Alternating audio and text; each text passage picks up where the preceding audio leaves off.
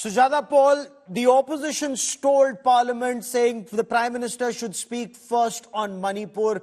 Now he's spoken both on the floor of the House and from the ramparts of the Red Fort, and the Prime Minister says peace appears to be returning. The centre and the state will work together with the people for peace. Does that satisfy the opposition?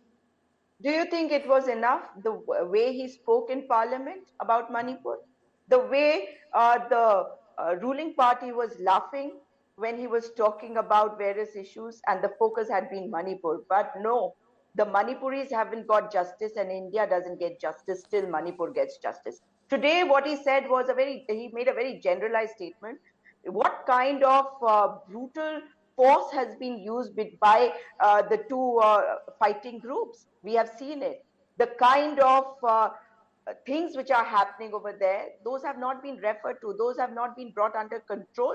And the Prime Minister is saying that Shanti aa rahi hai, Shanti lai jani chahiye. This is not what he said. But this speech, Gaurav, if I may say so, he referred to the previous governments without referring to them. When he said that his was a strong government, did he mean that the previous governments was weak? Did he mean that the governments which have been in place since 1947 have not brought the country forward?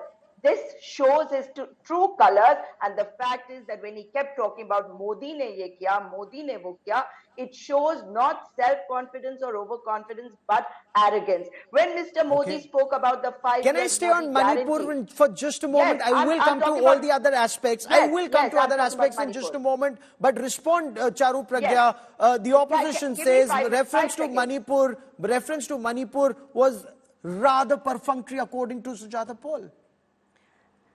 You know, Gaurav, unfortunately, whatever the Prime Minister would have said, the opposition would have found something which was problematic according to them in that speech, and that's just how it is. And Prime Minister Modi has been battling this problem from the opposition since the day he's come to office. I think there is nothing that can happen which will make the opposition say this was correct. No, whether it is the very big things that have happened in India, like the abrogation of 370, they managed to find something wrong to say even about things like that. They managed to find things which are wrong according to them, even in a very, very well structured and very wide speech that he has given today. Okay. So I think let's not get into that, but let's remember one thing. The Prime Minister has been categorically speaking about Manipur, and he's focused on two issues. One, Manipur is very much a part of our heart. It is very, very important that peace returns there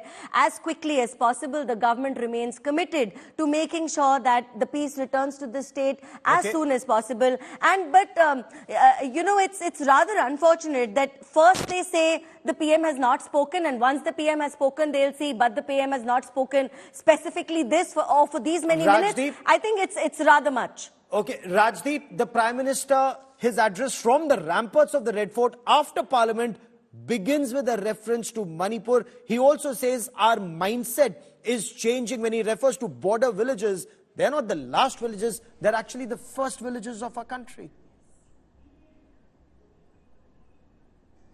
Look, I think it's very clear that the Prime Minister is conscious of the fact that Manipur is one issue on which the government has been on the back foot. When 150 people have died, when you've seen this kind of ethnic divide, you're expected to provide the healing touch. And the sense is, despite what the debate in Parliament, despite his speech today, not enough has been done to provide the healing touch. He says the situation has improved, that there is calm, but this is the calm of the dead. You know, let's be honest, the fact is the hill areas are now Kuki dominated and the valley is Meitei dominated. You do have this ethnic divide. So the challenge still remains.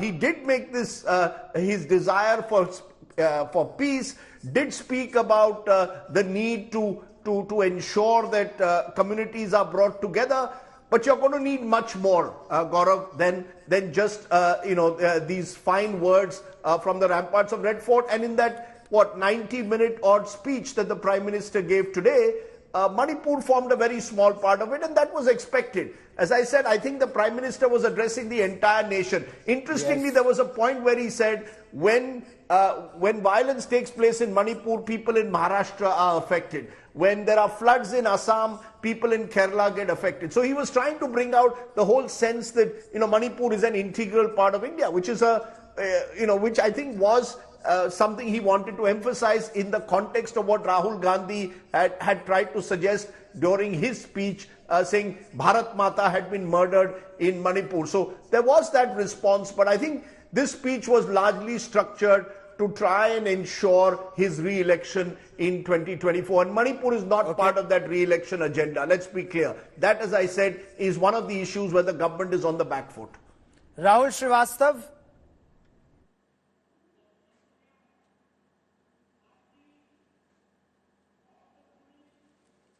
Rahul, can you hear me? The Prime Minister's take Yes, on Gaurav, I can Manipur, hear you. two aspects. When the Prime Minister talks of Manipur and he talks about the effort being made by the centre and the state to find a solution, the fact that it is a problem, he's referred to it in Parliament. The Home Minister gave a detailed analysis of the problem and the efforts made by the government, and the fact when the Prime Minister said, we're one strong nation.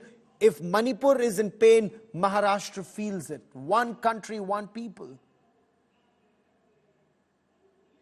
Gaurav, the Prime Minister has been trying to send across the message that the Northeast has been a big political focus, administrative focus for his government and political focus for the BJP.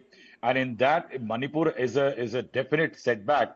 And that is why what the Prime Minister, Amit Shah and others, if you see the speeches during the no confidence motion also, one gets an indication that what they are trying to do is move on from here, attempt for peace. And if you see the speech there in Parliament and today, he has not stopped mentioning the fact that Kendra or Rajya Sarkar, Kendra.